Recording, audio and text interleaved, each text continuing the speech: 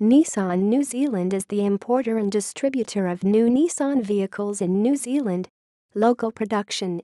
Nissan assembled a variety of vehicles in New Zealand at the Nissan plant in Wiri, South Auckland until late 1998. Complete knockdown (CKD) kits were brought in from Japan and assembled in the Wiri plant. Locally produced components were also used and included items such as tires, seats, trims, and glass. Datsuns, as they were called at the time, first came to New Zealand in 1962.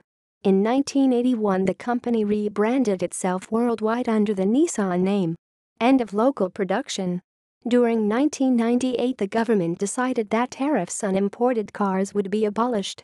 This led to the remaining 4 local assemblers, Nissan, Honda, Toyota, and Mitsubishi, to announce that they would be ceasing local production during and would concentrate on importing instead.